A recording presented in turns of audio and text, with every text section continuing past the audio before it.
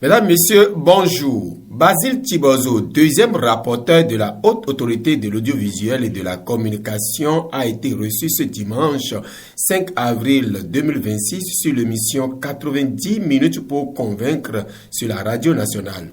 Quel est le rôle de la HAC dans le processus des élections?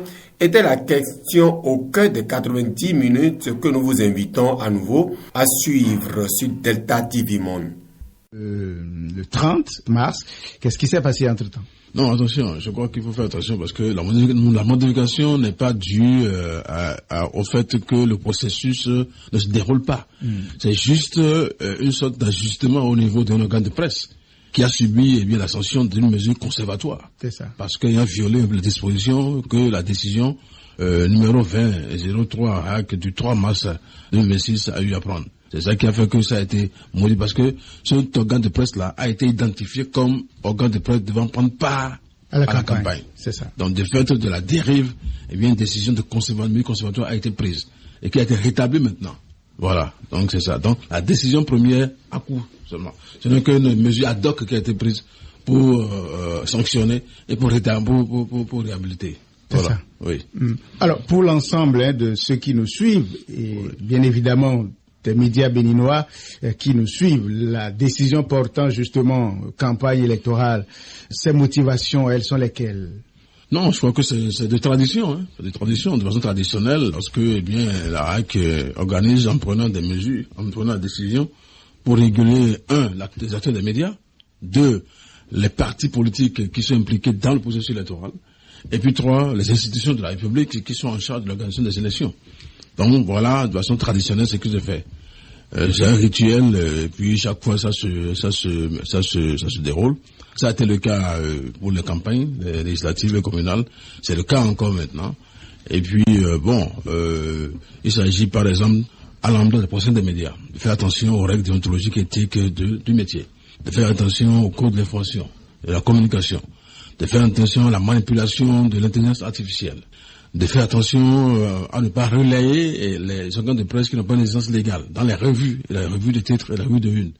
Il s'agit pour le point des médias aussi de faire attention aux émissions interactives, des émissions sensibles dont le direct peut créer des torts aux tiers dans la campagne. À rigueur, il faut confier ces émissions professionnelles ayant un certain bagou, un certain gabarit, qui ont, disons, l'étoffe de la matière, en cette matière-là. Il s'agit exactement que le processus des médias comprennent que, les institutions en charge des élections, comme la Sénat, la Cour constitutionnelle, le président de la République, le gouvernement, ont un accès illimité aux médias du secteur public. Et il faut rappeler le principe de l'égalité et de l'équité dans la campagne. L'égalité suppose que, au niveau des services publics, il y a égalité au niveau des duos candidats. Et au niveau du privé, il y a équité. Ça veut dire que lorsque je passe un reportage de 2 minutes au niveau du public, je dois le faire 2 minutes pour les 2 duos. Au niveau du privé, c'est l'équité. Oui. Ça suppose quoi? Lorsque le privé a une connotation commerciale, il est demandé à ce que, une tranche soit réservée aux partis qui ont une certaine faiblesse en termes d'impact. Voilà. Si par exemple il y a 10 reportages ou 5 reportages conférés à un parti, il faut trouver au minimum un reportage pour l'autre. Voilà. Ça, c'est le principe qui est édité dans la décision et c'est le principe qui est de mise. Voilà. Alors, conseiller Basile Tibozo, en dehors de la décision de la HAC a pris certaines mesures en formant les journalistes sur le terrain. C'est dans quel but, justement, cette formation? Voilà, très bien, bonne question. C'est dans le but de renforcer la capacité des procès des médias en période d'élection.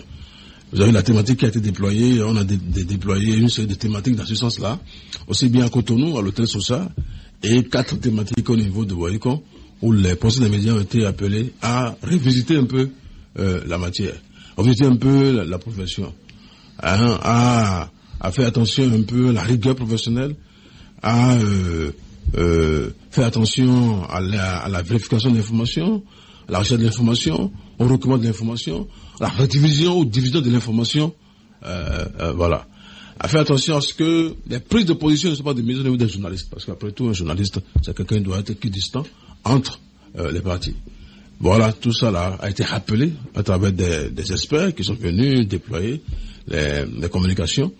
y compris le volet Sénat, où des autres de la Sénat sont venus montrer un peu au point des médias ce que c'est que, comment ça fonctionne, l'organisation des élections au niveau de la Sénat.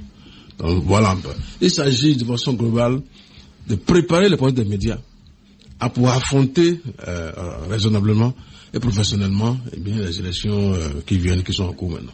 Pendant que vous le dites, on a pu voir des professionnels des médias justement qui s'affichent au profit d'un certain duo candidat par exemple. Selon vous, quelle est l'image que cet engagement partisan pourrait projeter dans l'opinion? J'avoue que je n'ai pas connaissance de ce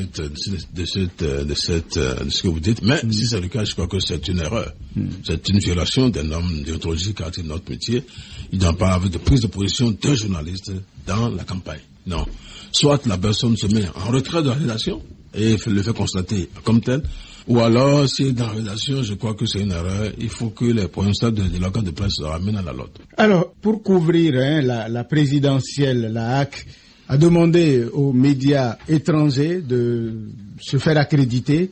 J'imagine que l'exercice a été fait. À ce jour, est-ce qu'on a une idée de ceux qui se sont intéressés à cette élection? Je sais que généralement, quand il s'agit de présidentielle dans un pays, les médias étrangers se bousculent. Oui, mais vous avez bien dit, je crois que c'est le cas. Puisqu'on a reçu une série de demandes d'accréditation. Et à la date d'aujourd'hui, je peux vous confirmer qu'il y a une quarantaine qui ont été déjà délivrées à des médias internationaux qui seront là, qui vont couvrir les élections. L'un dans l'autre, nous avons RFI, nous avons BBC, nous avons certaines chaînes internationales. France 24, TV5 France 24, TV5, et même des chaînes asiatiques qui se sont manifestées et qui ont montré un certain engouement à la chose. Donc je crois quand même que ce volet-là de l'organisation déployée par la HAC est aussi assez comblé. On a eu aussi des candidatures de la sous-région. Oui, bien sûr, absolument. Des médias de la sous-région, par exemple les médias de Nigeria se sont manifestés. Les médias de Togo se sont manifestés pour venir couvrir l'événement. Et ça a été le cas tout le temps. Pour les communales, c'était le cas aussi. Donc il y a toujours cet engouement-là d'accréditation des médias qui viennent toujours couvrir les élections. Voilà. Alors, conseiller, vous savez qu'il ne manque jamais de brebis galeuses dans notre société. Au regard même des dispositions que la HAC a prises, il y a forcément des collègues ou bien des journalistes qui vont enfreindre aux règles établies. Quelles sont les sanctions qui sont prévues dans ce sens? La sanction fondamentale ici, c'est la mesure conservatoire que le président de la HAC prend pour discipliner un peu l'organe de presse. C'est ça qui a été dans la décision. Donc je crois qu'en matière de raté, en matière d'atteinte déontologique, de dérive grave, le président de la HAC prend des mesures conservatoires pour mettre en retrait cet organe de presse-là. Ça a été le cas en ce qui concerne ESA TV, dont vous avez parlé, qui a fait montre d'une certaine légèreté professionnelle, et la HAC a réagi, a frappé, l'a suspendu, et l'a réhabilité après le mea culpa, en mode de forme, fait par l'organe de presse, à travers des courriers, à travers la sanction d'abord du journaliste qui a été défaillant, qui a été mis à la retrait pendant près de 45 jours, et subi d'autres, et puis même l'équipe qui a travaillé aussi, et l'a mentionné à la HAC, et puis le mea culpa a été constaté, mathématiquement, ça va de soi, de rétablir. Donc voilà un peu. Ceci est vrai pour tous les autres organes et pour tous les autres journalistes qui vont se hasarder à aller dans la dérive professionnelle. Mieux, et ça n'en absout pas les démarches des partis politiques, des tiers, à saisir le procureur pour se faire justice en matière de dérive. Voilà. La HAC est une autorité administrative, on ne peut pas encore les mesures administratives pour sanctionner. Les mesures pénales relèvent du procureur en cette matière-là. Et là, c'est la loi de référé, la politique de référé qui s'impose. Voilà. Alors, parlant justement de sanctions, de mesures conservatoires, c'est vrai, la HAC est appelée à réguler, à protéger aussi les médias, mais en général, toutes les fois que la HAC agit, c'est plutôt considéré comme étant un excès, comme étant une exagération. Comment vous prenez ça? Non, c'est une vision d'optique erronée.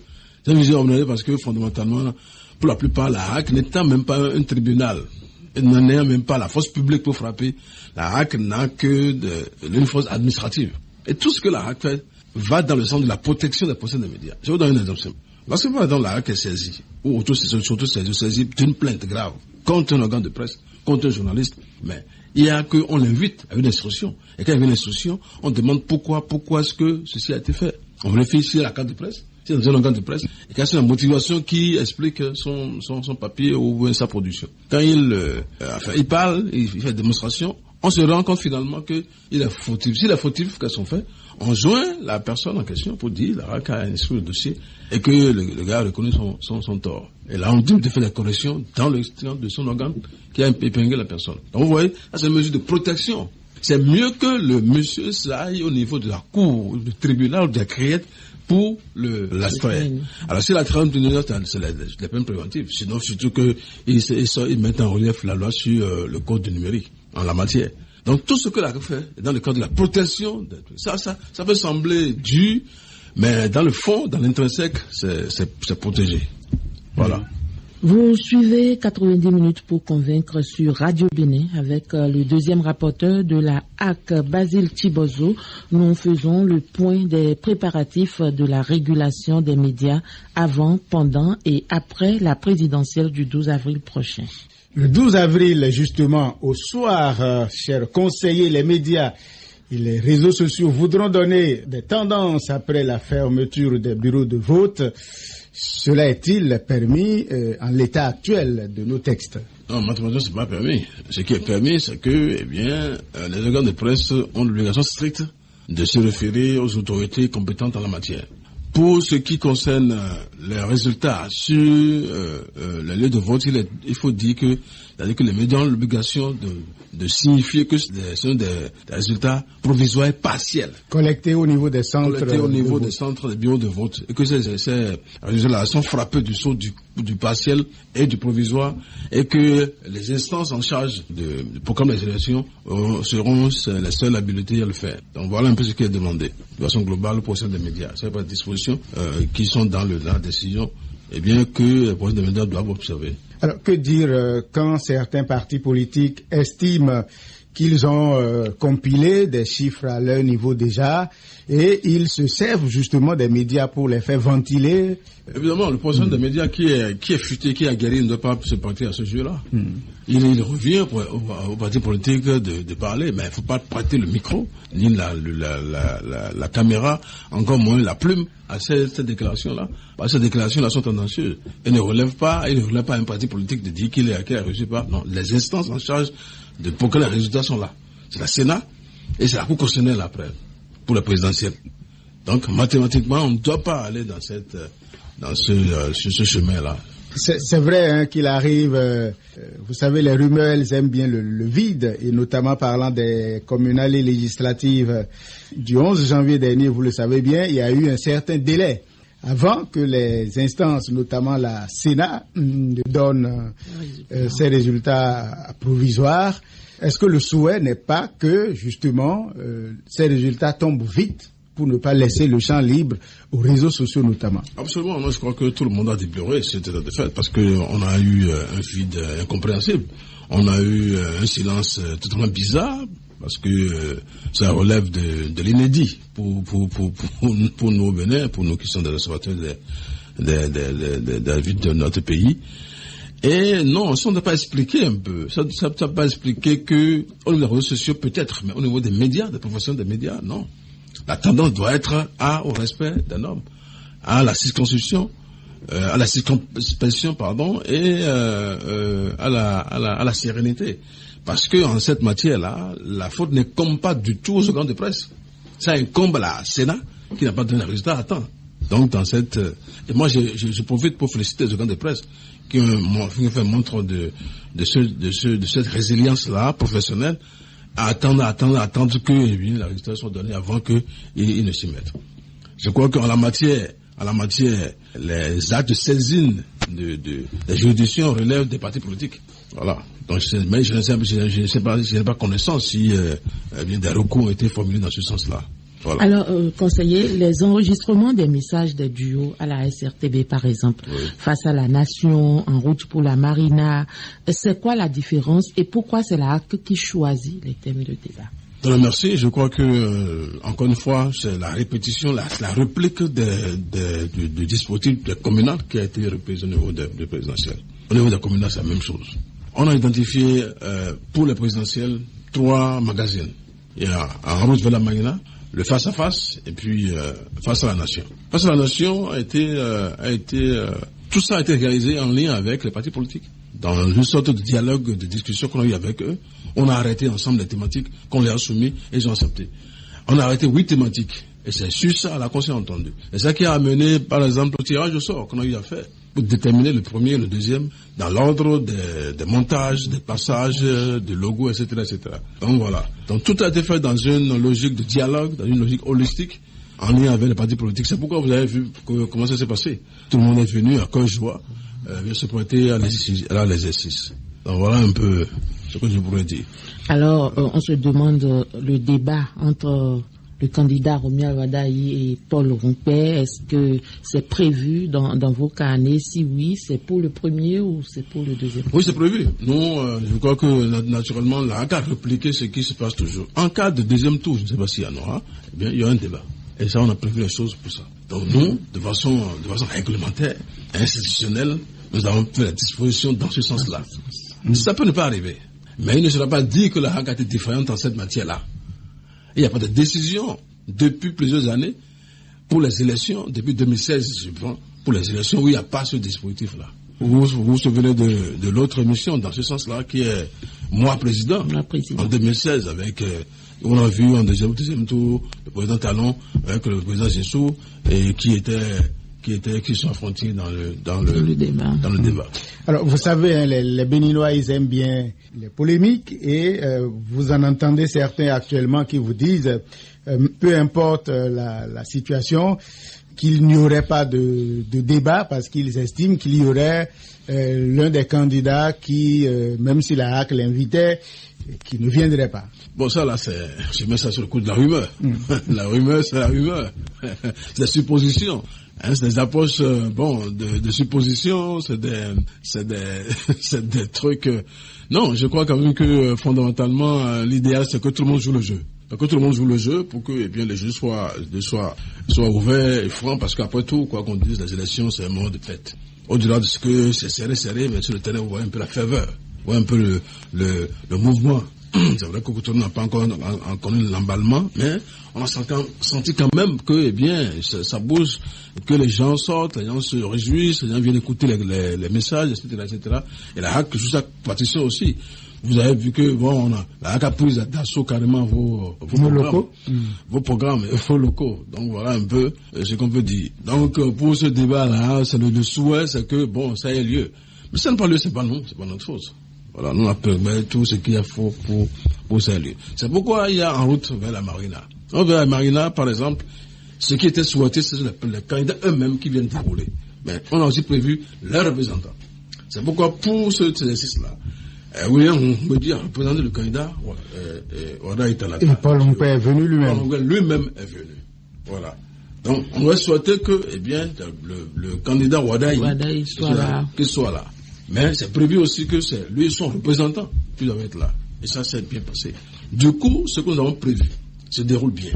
Aujourd'hui, nous avons fini les enregistrements. Et ça se déroule. Donc, la première phase, le premier magazine qui est Face à la Nation se déroule bien. Le second a déjà eu lieu. Il ne reste que, le troisième qui est le face à face. Que nous souhaitons qu'il ait aussi lieu, éventuellement. Alors, conseiller Basile Chibozo, les interactions avec les autres institutions impliquées dans l'organisation de cette présidentielle, comment ça se passe? Est-ce que, par exemple, vous avez des nouvelles de la Sénat comme quoi tout serait déjà parfaitement en place pour que le 12 avril, on n'ait pas à déplorer un peu ces retards parfois inimaginable qu'on a pu observer le 11 janvier dernier. Non, vous savez, chacun dans son rôle, chacun dans son couloir. Oui. La HAC s'occupe de l'organisation médiatique de la campagne. La Sénat s'occupe de l'organisation pratique de la campagne. La constitutionnelle vient pour donner les résultats et apprécier le contentieux. Chacun dans son couloir. C'est vrai qu'il y a des passerelles où on peut se parler de temps en temps, puisque, souvenez-vous, c'est sur la programmation le tirage au sort qui a été fait par la HAC, par la Sénat, eh bien que nous travaillons, que nous fonctionnons. Voyez-vous. Parce que dans les décisions, on en fait toujours des références à des décisions tentantes de la Sénat. Des décisions tentantes de la Sénat, considérant, vous allez voir un peu les décisions de la Sénat qui, même pas des élections sur lesquelles l'ACT s'est basé pour sa programmation. Donc voilà un peu ce que je dis par rapport à cette question. Alors, monsieur le conseiller, le monitoring pendant la période électorale, qu'est-ce que ça donne? Quel état des lieux on peut en faire? Ça se passe bien. Parce que vous devez comprendre qu'il y a une équipe de gendarmes qui suit de façon systématique tout ce qui se passe sur les chaînes. Au niveau des médias, je rappelle que pour les médias, 50 journaux ont été identifiés pour prendre part à la campagne, 50 radios de même, 30 médias en ligne et 4 télévisions privées. Identifiés par pour prendre part à ce là. Tous ces médias ont une licence légale. Les radios ont une licence légale, les journaux ont une licence légale et les médias en ligne qui sont impactés aussi ont une licence légale. Ça permet à la HAC de les suivre selon le calendrier qui leur a été confié. Et pour les radios, c'est un peu ce qui a été fait de la télévision qui est repiqué et qui passe. Aussi bien sur Radio Bénin que sur les 50 radios communautaires associatives qui ont été identifiées. Voilà. Donc, tout ça est suivi. Au niveau de la presse écrite, même chose. Il y a un dispositif de forum qui a été créé et qui envoie les éléments. Et les éléments qui ont été identifiés sont dans ces forats-là. Ils reçoivent les consignes et sont constamment, disons, remis à l'ordre du jour on sent les dérives. Donc, chaque jour, il y a un bilan. Enfin, il y a un rapport qui est fait par rapport à toutes les productions, à toutes les parutions. Et on regarde. S'il y a une faute quelque part, on signale ça. Voilà. S'il n'y a rien, on met RAS. Donc, voilà un peu comment ça se déroule. Alors, quand vous dites tout ça est suivi, dans le concret, comment ça se passe? Il y a des gens qui, à certaines heures, se câblent pour suivre et faire le compte rendu, ou est-ce que il y a une machine qui fait ce job-là? Oui, alors il faut dire qu'à ce niveau-là, il y a, comme je l'ai dit, en plus du dispositif de forum qui est créé, où on suit les choses, mais il y a aussi que, il y a le réseau des analyses de la HAC, et qui sont mis à contribution pour suivre un peu l'évolution de ces messages-là. Et les messages-là, il faut dire que c'est des messages qui sont soit enregistrés directement ou préenregistrés en mode PAD. Et la HAC valide tout ce qui est PAD avant que ça ne passe. Tout ce qui est direct, dans le direct, les éléments de dérive sont mis de côté. Parce qu'il y a enregistrement, il y a le montage. Dans le montage, il faut enlever tout ce qui ne répond pas un peu aux normes. Voilà. Et au niveau des même si ceci passe, lorsque ça se diffuse, ça se programme, les analyses sont dans le back-office pour suivre. En plus de ça, il y a une solution technologique de monitoring qui suit toutes les radios. La HAC a mis sur pied aujourd'hui, et ça, c'est une fierté de notre HAC, pour suivre de façon systématique même certains médias sociaux. Donc c'est un dispositif, une solution de monitoring technologique sur fond d'intelligence artificielle qui suit toutes les radios, toutes les télévisions, et sauf les radios sauf les journaux qui sont mis en mode dépôt légal, mais les autres sont suivis. À tel enseigne que, en plus des analystes, des humains qui suivent, la machine aussi suit. Voilà. Et détecte tout ce qui est dérive. Alors, dites-nous, par rapport à toutes ces dispositions, est-ce qu'on peut avoir une idée lors des communales ce qu'a donné le monitoring? Non, je crois que le monitoring a été fait. C'est l'enseigne que lorsque on était à la fin du processus pour les communales, eh bien certains organes de presse qui ont été défaillants n'ont pas été reconduits. Voyez-vous? Et on a rappelé à l'ordre un certain nombre d'organes de presse tout le temps dans le processus. Ce qui a été déploré aussi fondamentalement, c'est par rapport aux partis politiques. Parce qu'on a organisé les débats aussi au plan communal. Ces débats qui ont été organisés au plan communal n'ont pas connu, disons, l'engouement nécessaire du fait de la défense d'un certain nombre de partis politiques qui n'ont pas pu répondre comme cela se doit. À ce niveau-là, il faut remarquer que, l'organisation interne de certains partis politiques peut être encore confusion, et c'est ça qui a agi. Pour les présidentielles, ça a été heureux. La situation électorale, c'est le pays, et ça a été plus facile. Pour les communales, les législatives, c'était pas la mer à boire, c'était pas facile. Donc ça a été plus facile pour les présidentielles, mais pour les communales, comme je l'ai dit, pour l'élément de débat, ça n'a pas été facile au plan des communes. Voilà. Les représentants n'étaient pas là, certains ont été annoncés, ils ne sont pas présentés, certains sont venus avec des retards, certains ont dit non, c'est pas nous, c'est un autre. Parfois, on a eu, au lieu d'avoir deux personnes, une seule personne qui a déroulé, un seul parti qui a déroulé son temps, etc., etc. Toutes ces choses-là ont été répertoriées dans une évaluation primaire d'abord, parce qu'on va faire une élection après, avec les deux élections. Mais voilà un peu ce que je peux dire par rapport à ça. D'accord. Alors, parallèlement au monitoring, on en a parlé il y a un instant, d'autres institutions comme la Sénat, la Cour constitutionnelle ont des délégués sur le terrain, notamment le jour du vote. Par rapport à la HAC, ça se passe comme ça aussi, ou vous restez dans vos bureaux et vous comptez sur les analystes et la machine technologique pour suivre un peu le scrutin tout au long de la journée? Non, justement pas. En plus de ce dispositif-là, il y a les conseillers qui vont sur le terrain. Ils vont sur le terrain à travers des missions pour aller observer un peu ce qui se passe sur le terrain. Et c'est ça qui est en déroulement déjà depuis le 1er avril, où les conseillers sont sur le terrain pour voir exactement si les radios qui ont été identifiées font bien le travail. Il s'agit d'aller sur la radio pour voir ces radios-là répondre, respectent les temps d'antenne consacrés, font attention un peu au débat, à tout ce qui est dans la décision. Parce qu'en plus des éléments envoyés par la HAC, il y a aussi que la vie de la radio, est-ce que la vie de la radio accompagne véritablement la campagne? C'est-à-dire, est-ce que des émissions interactives se font? Si elles se font, dans quel nombre se font-elles? Est-ce que ça respecte un peu les canaux d'un élément?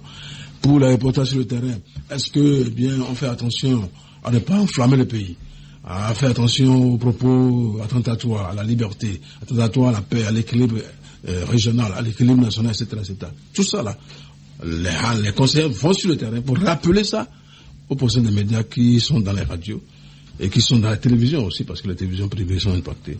Voilà un peu le travail. Donc en plus de la machine et des analystes, il y a aussi le travail de supervision que font les conseillers. Qu'attendent des candidats à la HAC par rapport à la suite du processus? Non, je crois que nous, on est très satisfaits par rapport aux candidats ou leurs équipes, parce que tout ce qu'on nous a demandé a été respecté. Notamment, disons, les débats préliminaires, les gens préliminaires, avant que tout ça ne déroule.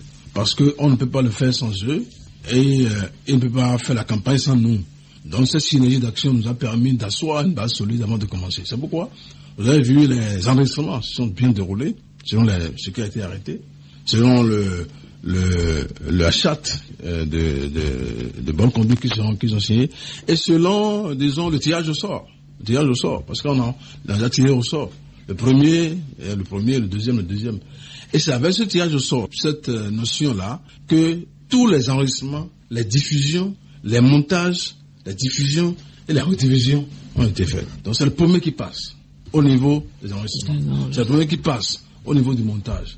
C'est le premier qui passe au niveau de diffusion. Et le deuxième passe après. Donc voilà. Donc ça c'est à souhaiter. Parce que c'est trop facile. Si on fait l'erreur de passer le deuxième à la place du premier, ça peut ne pas plaire. Et ça, il faut dialoguer. Donc ça a été respecté jusque-là. Donc ce que nous attendons, nous l'avons eu. Et je crois que c'est l'occasion, au nom du président de la HAC, de féliciter les partis politiques et les duos, les représentants, qui ont vraiment joué le jeu, qui nous ont accompagnés, qui sont sur le terrain en respectant un peu. C'est l'occasion de respecter aussi la RCTB, à travers le respect des plannings qui ont été identifiés en ce qui concerne les diffusions et la rediffusion des messages des partis politiques. Alors, les candidats, les duos candidats sont sur le terrain depuis le 27 mars.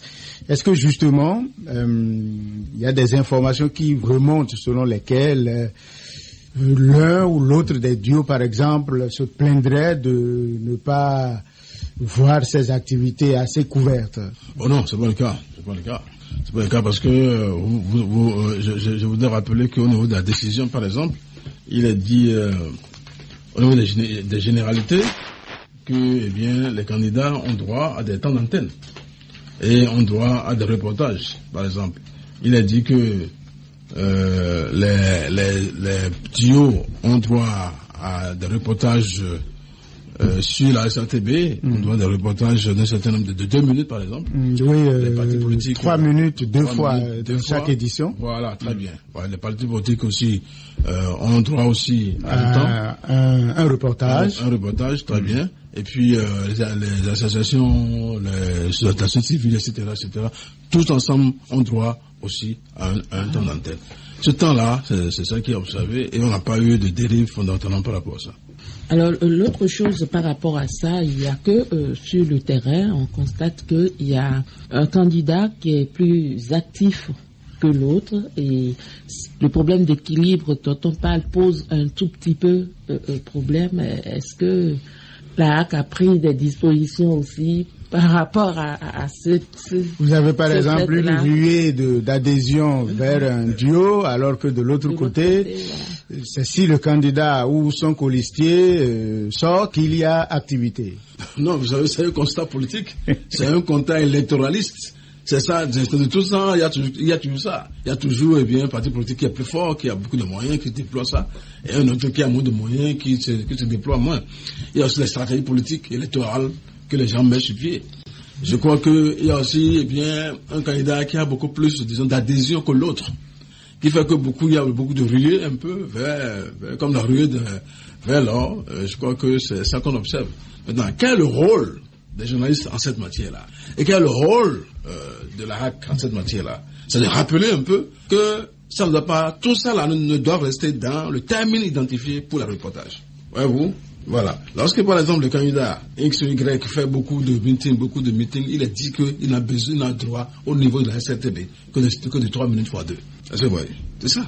Même chose pour l'autre duo. Voilà, mais l'autre duo n'a pas d'activité pour qu'on ait les 3 minutes x 2 dont on parle. Non, ça n'empêche pas. C'est son temps.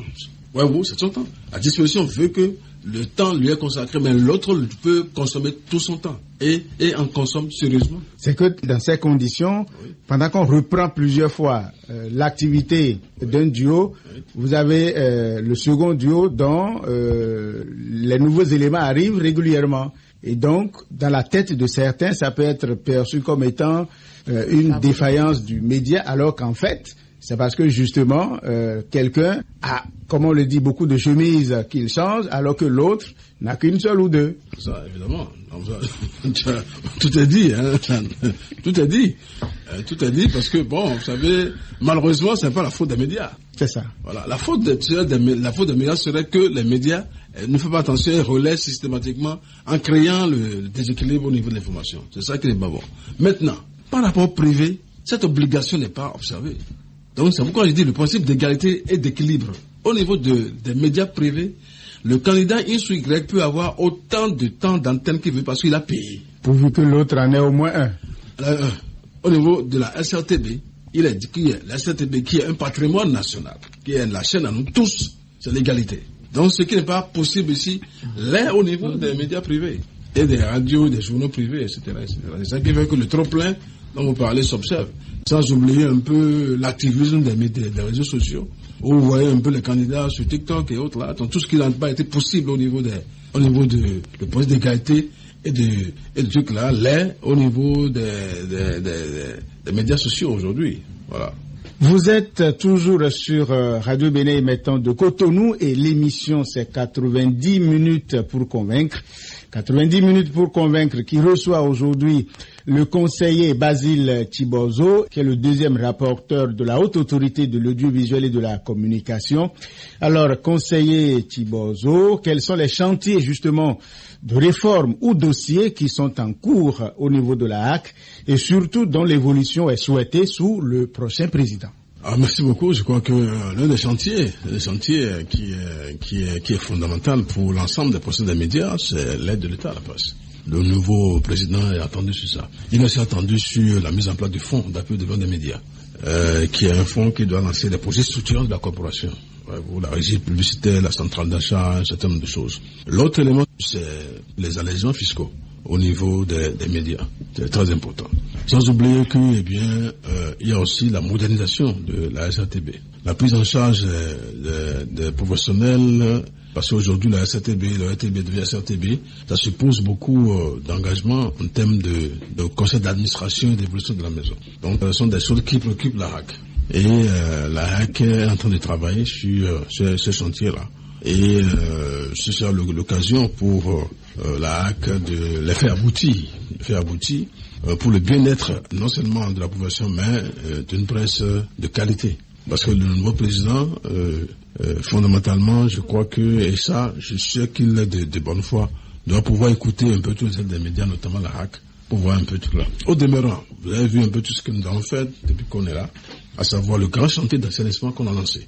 On a assaini par exemple la notion de la carte de presse, où aujourd'hui désormais il faut aller sur le site pour s'inscrire, loin de schémas anciens, où c'est les documents qu'on dépose. Il fallait s'aligner dans de longs couloirs de la HAC avec beaucoup de chaleur. Pendant que vous êtes là depuis 2 heures, un monsieur passe avec un gros sac. Quand il s'introduit, c'est des heures après qu'il ressort. Franchement, c'était pas joli. Ouais, dans ce constat pathétique qui a été fait, il est question de changer. Et que après tout, parce que quand on fait le diagnostic, il faut mettre l'antidote. Donc l'antidote, c'est que désormais tout se fait en ligne. Et nous avons aujourd'hui, loin de la NIP, la possibilité d'imprimer les cartes de presse par un système mis en place par les informations de la HAC, qu'on appelle le SGAC, le système de gestion de la carte de presse. Si bien que lorsque une carte validée en ligne est prête, eh bien, ça s'imprime par nous-mêmes. La HAC imprime les cartes. Et désormais, beaucoup viennent retirer les cartes de presse à la HAC. Je crois que c'est des choses qui sont en cours. Vous avez vu que nous avons donné un coup de poing, disons, un coup de balai au niveau des médias en général. Les radios qui ne respectent pas du tout la convention qu'ils ont signée avec la HAC. Beaucoup de fréquences ont été retirées. Parce que c'était un véritable chaos, une catastrophe qu'on est venu observer, qu'on a essayé d'assainir un peu. Voyez-vous, au niveau de la presse écrite, la même chose. Désormais, il faut faire les dépôts légaux pour montrer que vous paraissez en bonne et due forme. Au niveau des médias en ligne, nous agissons aussi au niveau même des médias sociaux. Parce que vous savez, la décision de la HAC dit que la HAC régule tout support de communication de masse. Donc, TikTok étant de masse, WhatsApp étant de masse, la régule à travers le CNIL, à travers l'ARCEP avec qui on a une convention. Ce que nous pouvons faire, nous demandons à ce que, eh bien, la HAC, l'ARCEP, la CNIL nous aide à identifier les numéros qui sont nocifs et qui agissent pour la déstabilisation du pays. Sans compter le procureur de la République qui est aussi avec nous dans ce truc-là. Donc voilà un peu l'un dans l'autre, les chantiers, les réformes qui sont en cours, sans oublier, comme je vous l'ai dit, la solution technologique de monitoring des médias, qui fait qu'aujourd'hui, avec la machine, toutes les radios, même la SRTB est suivie. Et en cas de dérive, eh bien, il y a la machine qui fait un rapport tout de suite et vous sort que tel rapport, tel contenu viole les dispositions du code d'information et de la communication, du code de déontologie, etc. Alors, tout le monde sait que sur la question de l'aide de l'État à la presse privée, aussi bien la HAC que le prochain président est attendu. Est-ce que vous avez une idée de la nature de cette aide-là pour que justement on n'assiste pas à ce qu'on a vécu par le passé, où l'aide, c'était juste l'affaire du promoteur de médias. Ses collaborateurs pouvaient végéter toujours dans la précarité, alors que, l'aide était supposée permettre aussi bien aux médias qu'aux professionnels de s'épanouir. Ça fait rien. Je crois que c'est très, très pertinent. Et vous savez que nous, étant un peu des sachants, nous savons exactement ce qu'il faut plus jamais faire en ce qui concerne l'aide. L'aide, si ça vient, vous savez, il y a l'aide directe qui relève un peu de la prime à la démocratie qu'on donne à tous les organes de presse dans tout le monde entier, avec des conditions qu'on définit pour les avoir. Le souhait, c'est que désormais les conditions fixées prennent en compte la dimension sociale. Tel enseigne que cette aide-là ne tombe pas un peu au niveau des patrons de presse qui en utilisent, non. Désormais, c'est la question que pour avoir l'aide, il faut montrer de façon réelle, etc., que le volet social, le personnel, la prise en personnel est de mise avant que le décaissement ne soit fait. Ça, c'est des choses qu'on va instituer. Mais plus sérieusement, c'est le fonds. Le fonds d'appui des médias, un peu comme le fonds d'aide, un peu comme le fonds qui permettent les grands projets.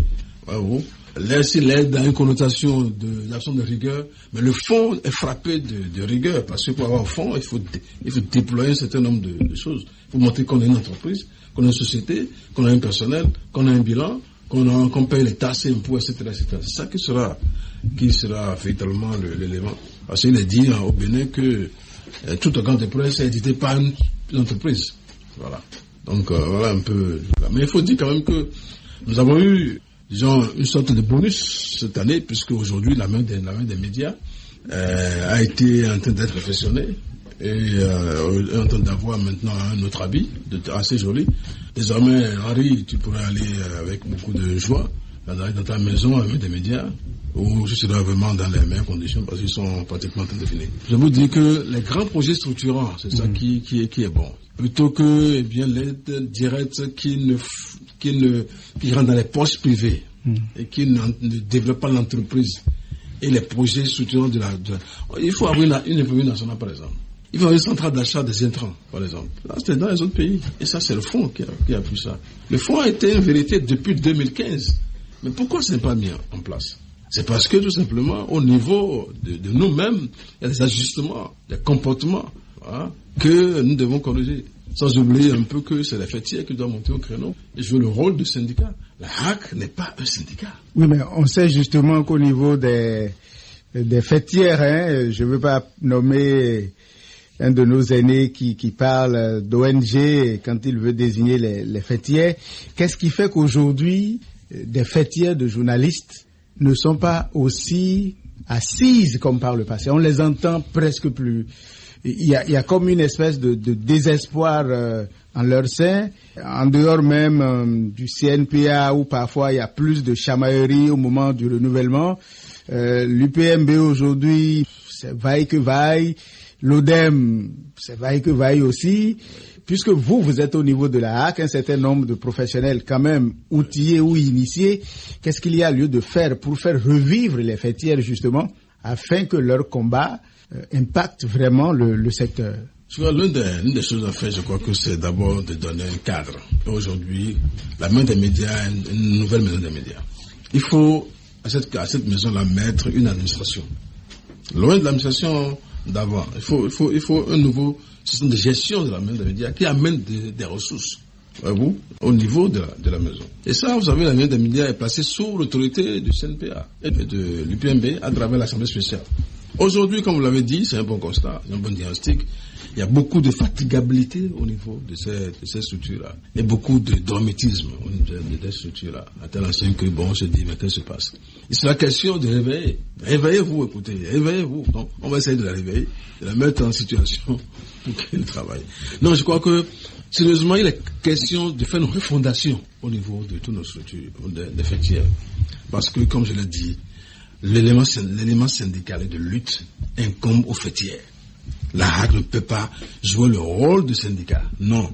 La HAC les syndicats appuient et le gouvernement fait face au gouvernement par rapport aux choses. Donc nous sommes limités en cette matière-là. Mais en tant qu'ancien président du CNPA que je suis, Edouard Loko, ancien président du CNPA, François Oudou, ancien président de l'ODEM, Michel Tchano, ancien président de l'ODEM, nous travaillons en interne. Nous ne manquons pas de travailler pour que vraiment la renaissance ait lieu. Et nous avons la certitude que ça aura lieu. Voilà. Alors, monsieur le conseiller, les 7 prochaines années à venir, de quel secteur des médias rêve-t-on à la HAC? Écoutez, ça c'est tout un programme. Non, vous savez, pour les 7 ans à venir, nous souhaitons que, la presse décolle véritablement. Que les problèmes que nous avons eus soient améliorés et que pendant 7 ans, nous ayons un procès des médias, secteur privé comme public, qui vit vraiment de son métier.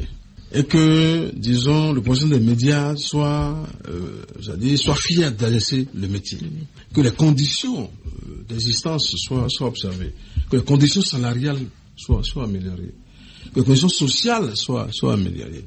Que le procès des médias jouisse de son congé, des congés de maternité pour les femmes, de la retraite aussi, une bonne retraite. Voilà un peu ce que nous envisageons. Et ça c'est possible. En général avec l'administration centrale, pour que la mise en place du fonds soit observée. Quand on a le fonds, on peut essayer de déployer les projets. Mais ça, c'est pas véritablement possible. Et ça, il faut que les fêtières retrouvent leur lettre de noblesse. Donc pour les 7 ans à venir, il faut que, on compose avec tout ça, sans oublier la technologie, l'intelligence artificielle qui doit entrer dans le jeu. Il faut aussi la possibilité de faire la relecture au niveau du code d'information de la communication, parce qu'il y a beaucoup d'amalgames au niveau de ce code-là. Ce que nous avons gagné par le code d'information, on semble le perdre au niveau de code de numérique. Et sur ce point-là, je ne suis jamais d'accord, parce que quand on est journaliste, c'est le code d'information, mais quand on est web-activiste, c'est le code de numérique. Et le journaliste qui bascule au niveau de l'autre, il n'est plus journaliste, il est activiste, on le traite comme tel. C'est ça qu'il faut que nous fassions. Bref, autant de choses que nous devons essayer de voir, sans oublier que, on doit travailler à ce que, professionnellement, on ait des organes de presse de bonne facture. Alors, pendant les 7 prochaines années, justement, je sais bien que c'est une question qui fâche, mais c'est justement ce qui a créé un peu de, je vais dire, une espèce d'invasion du secteur des médias. C'est l'éternelle question des per diem qui a fait que, justement, pendant des années, on pouvait avoir des professionnels qu'on ne paye pas, pourvu que, entre l'Infosec et la Bourse du Travail à l'époque, il ait son compte, qu'il puisse nourrir sa petite famille avec ça, et ça va. Est-ce que on devrait arriver à une formule où ce n'est plus les per diem qui attirent des gens dans le métier de journaliste? Non, en vérité, le journaliste doit être bien payé. En vérité, le jeune professionnel qui sort d'une école doit être bien payé sur la convention collective. Les journalistes, désormais, je crois que, vous savez, la carte de presse est l'élément déterminant de tout journaliste. Quand tu as la carte de presse, je crois que c'est le sésame qui ouvre toutes les portes. On doit tout faire pour que, désormais, la carte de presse soit le sésame qui ouvre toutes les portes pour le journaliste. Mais justement, l'avènement de la carte, ça remonte à longtemps, mais jusqu'ici, à part que pour certaines activités de luxe, on vous dit, se munir de sa carte de presse, et puis quand il s'agit d'élire les conseillers, et puis après, Oui, justement. C'est pourquoi je dis, il faut que, puisqu'on est dans la projection, oui, c'est ça. Désormais, la carte de presse doit être une carte de privilège. C'est-à-dire que, lorsque tu as la carte de presse, tu as la possibilité d'avoir Quand vous parlez de per diem, je dirais, faire déplacement qu'on paye. On ne payera plus de per diem que pour ceux qui ont la carte de presse, c'est-à-dire des journalistes reconnus travaillant dans un organe de presse qui sont envoyés sur le reportage. Désormais, pour les tournées des ministres et autres là qu'on faisait, c'est avec la carte de presse. Même pour les trucs là au plan international, sous-régional, les conférences et autres là, c'est la carte de presse. Vous ne savez pas ce que la carte de presse est en train de faire aux gens aujourd'hui. C'est déterminant. Quand nous on a dit c'est oui, il y a certains concours à l'international pour compétir, il faut avoir la carte de presse. Même les formations. Les renforcements de capacité que nous faisons, c'est à base de la carte de presse. J'ai cité 50 radios, 50 journaux, 30 médias en ligne. Qui participent à la campagne. Tout cela, c'est parce qu'ils ont la carte. C'est les agences légales ne reconnaissent pas la HAC qui participent. Et ils seront payés par la HAC.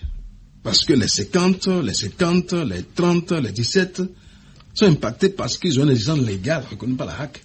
Donc, tout journaliste qui travaille aujourd'hui sur le terrain, qui va sur le terrain des reportages pendant les élections, c'est des professionnels.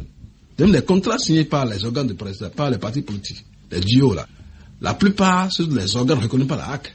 Donc les contrats dans les institutions, c'est aussi les organes reconnus par la HAC. Au palais, à l'Assemblée nationale, dans les ministères, et bien, dans les ministères, c'est pas encore le cas, mais dans certains mairies, c'est les organes reconnus par la HAC. Avec des journalistes détenteurs de la carte de presse. Donc, le professionnel de demain, encore une fois, c'est celui-là qui sort d'une école, parce que de plus en plus, la formation sur le tas ne servira plus. Bon, c'est vrai que par le passé, je ne vous coupe pas, l'école de journalisme la plus proche, c'était Dakar, sinon c'est Lille en France. Désormais, nous avons le NSTIC au Bénin, on a des structures privées qui forment des journalistes, et donc c'est plus facile de se faire former. Il y a plus de raisons à dire qu'on n'a pas, non. Celui qui veut être journaliste va dans l'école de journalisme. Après le bac, il choisit d'aller en journalisme, ils sont journalistes. On va aller faire sociologie, droit, anglais, etc. pour vous dire qu'on va faire journalisme après. Non, ça ne passera plus. Donc voilà en même temps des choses que nous sommes en train d'envisager pour la carte de presse. Voilà. Qu'attend la HAC des médias les prochains jours, mois, sous une nouvelle gouvernance à la tête du Bénin? Oui, bon, plus de professionnalisme, comme j'ai dit. Il faut plus de rigueur, de professionnalisme, et puis la possibilité aussi plus de renforcement de capacité, parce que sans formation, recyclage, on est toujours à la traîne. Et la HAC, de plus en plus, va mettre l'accent sur l'intelligence artificielle, va pénétrer un peu sur cette technologie-là, pour renforcer la capacité des acteurs des médias par rapport à ça. L'IA qui est également un couteau à double tranchant. Voilà, exactement. On peut tordre le cou à la voix, tordre le cou à l'image, etc. Tout ça, là, c'est pourquoi on a dit que l'usage excessif de l'IA doit être contrôlé. Donc voilà un peu ce qui est envisageable, et c'est ensemble avec les professionnels des médias, les acteurs des médias, aussi de secteur privé que public, que nous allons y aller. Il y a une question qui ne devrait pas nous échapper. Nous sommes sur Radio Bénin, chaîne du service public. Il y a également les réformes de l'audiovisuel public. Vous l'avez effleuré il y a quelques minutes. Elles sont entrées dans la phase active, mais, excusez-moi de dire ça comme ça, on n'a pas senti vraiment la HAC à nos côtés. Comment? Non, comme je l'ai dit, et ça, je vais tout le répéter, la HAC n'est pas un syndicat. Voyez-vous? Elle n'est pas un syndicat. La HAC la HAC pose des grands jalons institutionnels. Il appartient au syndicat de s'engouffrer, de faire les luttes nécessaires. Je prends par exemple la dernière situation au niveau de l'ORTBC, de la SCTB, oui, où certains agents ont été mis à la porte, etc. Mais nous, on a suivi ça de loin, et même de près. Mais ce que nous n'avons pas constaté une sorte d'activisme syndical au niveau du dossier. Il y a trop de silence. C'est dû à ce silence-là syndical est dû à quoi? On ne comprend pas. Le syndicat peut-être n'a pas réagi, le syndicat maison peut-être n'a pas réagi, mais les centrales syndicales, il y en a 3 qui ont réagi, même si leur communiqué n'a pas fait beaucoup de bruit au plan national. Voilà, c'est déjà quelque chose. C'est déjà quelque chose, je crois que c'est pas mauvais en soi. Donc ça veut dire quoi? Ça veut dire que les réformes dans le doivent être des réformes pas imposées. Il faut que les réformes soient des réformes holistiques, inclusives, qui impactent l'ensemble des acteurs. Je crois que c'est ça que nous devons envisager au niveau. Je sais qu'il y a beaucoup de réformes qui viennent. Je crois que l'essentiel, c'est dans le dialogue, dans la concertation avec le personnel, avec les syndicats, que, la pilule peut être administrée pour que, il n'y a pas trop de trucs là. La HAC, de son côté, va jouer le rôle qui lui incombe en cette matière-là, parce qu'après tout, c'est la HAC qui, à travers l'appel à candidature, a recruté les responsables du service public. Voyez-vous. Donc, on ne sera pas loin des réformes. Les presses en ligne foisonnent actuellement, et on veut bien savoir comment la HAC arrive à réguler tout ça. La HAC régule tout support de communication de masse. Là, c'est par exemple, on a des journaux en ligne autorisés par la HAC, des radios en ligne autorisées par la HAC, des télévisions autorisées par la HAC. Ces télévisions-là sont dans une convention signée avec la HAC. Donc, dans la convention, il est dit que, ils doivent se composer comme des organes professionnels qui font de la communication de façon professionnelle. Mais les autres qui ne sont pas, qui sont dans la dérive, je crois que, comme je l'ai dit, la HAC a signé une convention avec la CEP, avec le CNIL et le parquet de Cotonou. À tel enseigne que, lorsque la dérive est grave, la HAC confie ça au CNIL, à la CEP, et pour s'en occuper. Pour autant, lorsque, vous savez, la HAC protège la liberté de la presse. Donc, vous avez beaucoup de journaux, on a 106 journaux qui sont dans le giron de la HAC, mais il y a encore 2 journaux qui ne sont pas reconnus. Pour autant, ces journaux-là existent. Le jour où ces journaux seront frappés, touchés, c'est le jour où ils vont commettre de graves dérives au niveau de la nation. Là, la HAC va agir. Mais créer un organe de presse aujourd'hui, ça ne peut pas être un refus. Créer un journal, une radio, une télévision, radio, télévision, c'est la HAC qui autorise. Mais un média en ligne ou un journal, aussi longtemps que ça ne peut pas atteindre à l'équilibre de la nation, tant mieux. Mais lorsque, ce journal-là, cette télévision-là, ce média en ligne-là apporte atteinte à l'équilibre, la HAC agit et sévit. Voilà un peu. Je vais amener qu'on a suspendu, par exemple, Madame Actu, et ça fait de tollé. On dit, comment on peut supposer TikTok. J'ai dit, non, nous, on a sorti notre argument. L'argument premier, c'est que on régule, la loi donne l'autorisation à la HAC de réguler tout ce qui est support de masse. Donc, tout ce qui est WhatsApp, TikTok, Instagram, Facebook, tout ça, la HAC regarde. Et si, par exemple, il y a un élément attentatoire grave, la HAC peut surtout saisir et agir. Avant même que le procureur n'agisse, avant que les tiers n'agissent. Voilà. En dehors on va pas personnaliser forcément, mais en dehors de Madame Actu, j'ai lu récemment que, je crois, le reporter Bénin Monde, qu'elle aurait fait toutes les formalités exigées par la HAC, mais que l'autorisation de reprendre la main de son média ne serait pas encore venue. Est-ce qu'il y a un dossier comme ça chez vous? Reporter Monde. Oui, non, je crois que c'est un faux alibi, hein. C'est un faux alibi parce que fondamentalement, vous savez, le dossier est venu. D'abord, c'est un organe de presse qui a fait montre de beaucoup de dérives. Et quand on est venu, on a voulu les écouter parce qu'il y a beaucoup de plaintes contre ce média-là, en même temps que Madame Actu, en même temps que Crystal News, en même temps qu'un certain nombre de médias. Et puis, quand nous avons écouté, on a remarqué qu'il y a beaucoup de failles professionnelles. Ça dont on parle, par exemple, dans la carte de presse. C'est un premier élément. C'est extraordinaire, on ne peut pas comprendre ça. Et jusqu'à aujourd'hui, je n'ai pas connaissance que ça s'est ajusté. Alors, dans les dossiers à fournir, le personnel doit être personne professionnelle dans la carte de presse, avec 10 ans de profession. Ça, là, déjà, c'est un premier élément qui a tout organe. Et c'est ça la cause fondamentale. Deuxième chose, c'est que nous avons mis les organes sur, on a donné une sorte un temps d'observation.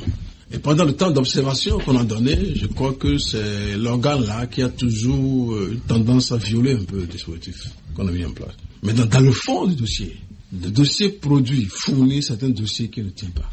La vérité par rapport au Reporter Média Monde, c'est ça. Nous avons vérifié, nous avons vu qu'il y a des professionnels qui ont été déclarés qui n'ont même pas les 10 ans, d'autres qui n'ont pas la carte de presse, d'autres qui officient déjà au niveau d'autres organes. Nous sommes des connaisseurs de la maison. C'est là la différence entre les autres et nous. Personne ne peut nous tromper fondamentalement quand il s'agit de notre métier là, de notre profession. Donc quand on a vu que le rédacteur en chef est proposé par tel, et le rédacteur en chef ailleurs, il y a un problème. Mieux, quand on a vu que lui n'a pas les 10 ans prévus pour ce truc là, il y a un problème. Quand on dit qu'il faut émettre en mode streaming, et non en podcast, et qu'elle met seulement en podcast, il y a un problème. Plein de choses. Et on a toujours relancé. Tout le temps. La HAC ne sévit jamais sans relancer. Jamais. Si vous voyez une décision prise par la HAC, ça prend beaucoup d'échanges, parfois 6 mois, avant qu'on ne prenne la décision. Il ne s'agit pas de faire le problème chez nous, fondamentalement, c'est que quand nous faisons le diagnostic, on met l'antidote. Certains font le diagnostic, mais pas l'antidote. Nous sommes des médecins percutants quand même. Nous sommes de bons médecins. Quand on diagnostique, on met l'antidote. Voyez-vous.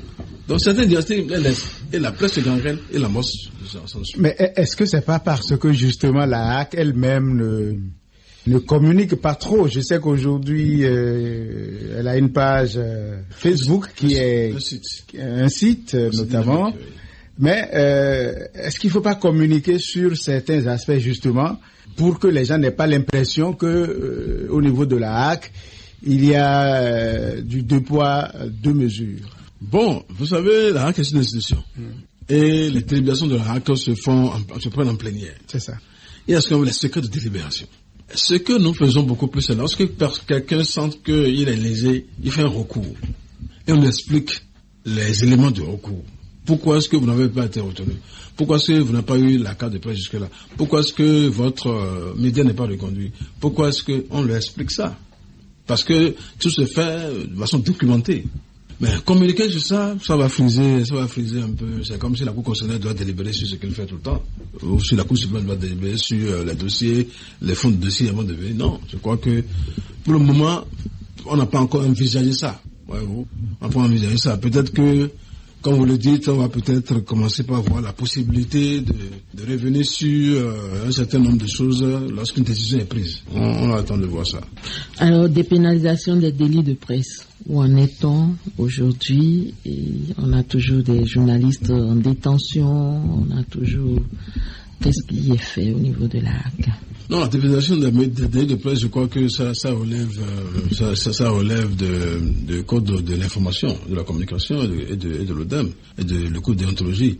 Lorsque vous êtes un journaliste et que vous, de plus en plus, ce qui se passe, c'est quoi? C'est que on a toujours tendance à aller sur le numérique. Mais le numérique, il est inévitable. Je sais, mais il faut savoir y aller. Ouais. Il faut y aller avec professionnalisme. Non, toi tu y vas, vous y allez, moi j'y vais. Mais moi je n'ai jamais été épinglé. L'autre chose c'est que le plaignant a la latitude de saisir soit la HAC pour une mesure administrative, soit le tribunal. Et quand il y a, soit la criette. En la matière, lorsque le plaignant choisit et saisit la criette, elle ne fait pas ampliation de la décision de saisie. Donc la criette, en tant qu'organe délibéré, et puis elle sanctionne malheureusement les journalistes. Dans ces conditions, la HAC n'a rien fait. Mais tous les dossiers que nous, la HAC, nous avons eu, ça n'a jamais fait l'objet d'une détention pénale. Jamais. Depuis pratiquement 2 ans qu'on est là, on a eu plein de dossiers en saisine, en auto-saisine, où on a toujours protégé le journaliste, parce que la finalité, c'est de protéger le position des médias. Et on le fait en mettant en lien le plaignant et le journaliste dans un face-à-face où chacun s'explique.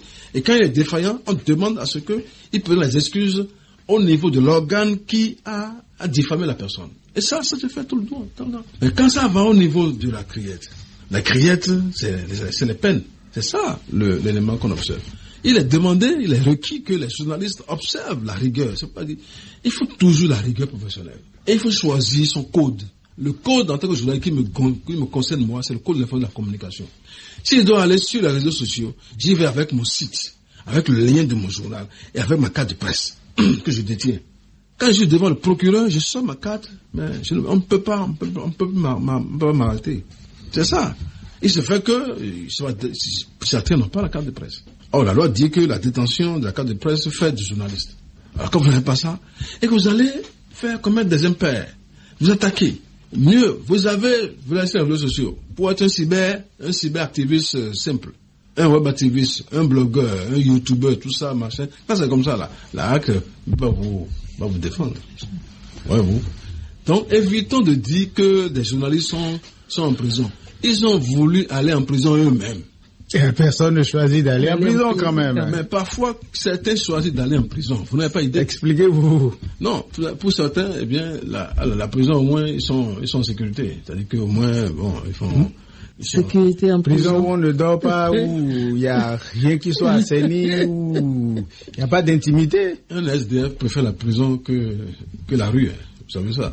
C'est-à-dire comme un père, il va en prison. Au moins, là, le repas. Et ça, c'est ailleurs, ça, c'est pas ici. Ça, c'est une parenthèse. Juste pour dire que non, je crois qu'il faut que les journalistes, des médias que nous sommes, nous revenons vraiment au b.a.-ba du métier, à savoir vraiment faire attention à la pratique de l'information et de la communication. Conseiller Basile Tibozo, nous sommes pratiquement à la fin de cette émission de 90 minutes pour convaincre sur Radio Bénin. Quand même quelques propositions pour une presse plus libre et plus responsable au Bénin. Quelques propositions phares comme ça.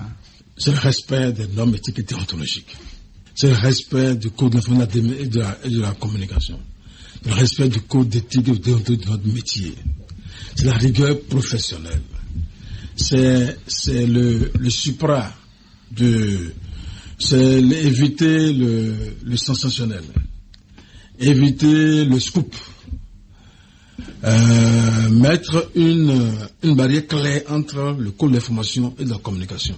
Se retenir autant que faire se peut à aller sur les réseaux sociaux, sauf si, on veut devenir activiste. Sauf si on veut apporter des choses peut-être qui relèvent de l'éducation, machin, mais aller attaquer sur les réseaux sociaux, je crois que c'est pas de ce qu'il faut faire.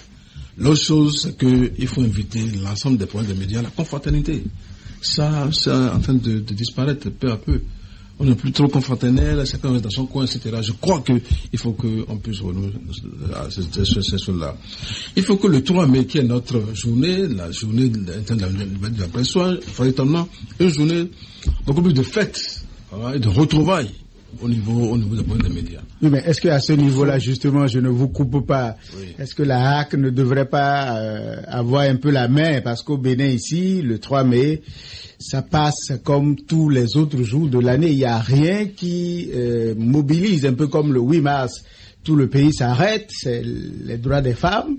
Est-ce que le 3 mai, chaque année, la HAC ne devrait pas prendre, par exemple, les devants pour que les journalistes se retrouvent pas pour manger et boire forcément, mais qu'il y ait un mouvement d'ensemble chaque année, en tout cas, ne serait-ce que cette date-là, chaque année. Non, c'est pertinent ce que vous dites, seulement que pour le moment, la HAC a renoué avec l'ancien système. Vous savez, la HAC, jusqu'à la 4e mandature, on célébrait la HAC au niveau de la maison HAC. La 4e mandature, la 5e mandature, la 6e mandature, c'est-à-dire pendant 15 ans, cette fête n'a plus lieu à la HAC. À la 7e mandature, la première décision que nous avons prise, c'est de réhabiliter cette fête-là. Et le 3 mai dernier, vous étiez là, vous avez vu. Mais on n'a pas fait que ça. On a fait une marche de cœur qui a quitté le siège jusqu'à la place Biogara, aller-retour. C'est la chose que nous avons eu à faire, qui n'a jamais été faite. Ce jour-là, on a lancé le site internet de la HAC. Au 3 mai prochain, il y a encore d'autres innovations. Ce que vous dites là, c'est pertinent, mais on va avoir d'autres innovations. Mais ensemble avec les autres associations. Le CNP, on doit souhaiter que la CNP aussi fasse des choses pour les patrons de presse, que le PMB fasse des actions pour les professionnels, que toutes les actions... Que le ministère du numérique, qui est le ministère de tutelle des médias aussi, fasse des activités le 3 mai. Parce que quand vous parlez du 3 mai, je vois ce que le ministre du numérique fait, on a rassemblé les femmes du ministère. Alors là, il est temps aussi que le ministère du numérique s'occupe aussi du ministère de la presse en général, pas seulement de l'ORTB, pas seulement de la nation, mais que ça s'étende au niveau du secteur privé. Pour que ce jour-là, aussi bien le privé que le public dansent le tango de la fête, de la liberté de presse. Voilà. Un dernier mot pour finir, conseiller Basile Thibozot.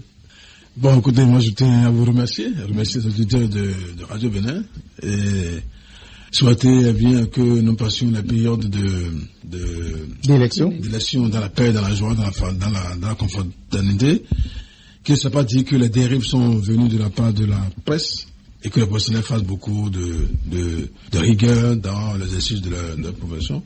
Je voudrais souhaiter aussi, disons, une bonne fête de Pâques à tous les chrétiens catholiques et souhaiter que, au soir du 12 avril, nous ayons un président qui rassemble nos aspirations, nos espoirs, pour que on puisse encore envisager un Bénin meilleur que pour les 7 ans à venir et souhaiter, bonne chance à notre pays. Voilà, merci. 90 minutes pour convaincre, ce sera tout pour ce dimanche. Basile Thibozot, deuxième rapporteur de la HAC, était notre invité. Avec lui, nous avons fait le point des préparatifs de la régulation des médias avant, pendant et après la présidentielle du 12 avril prochain. Parfaite Bossi Ponon, Doris Owolabi, Henri Ndasekou. Merci de nous avoir suivis. 90 minutes pour convaincre.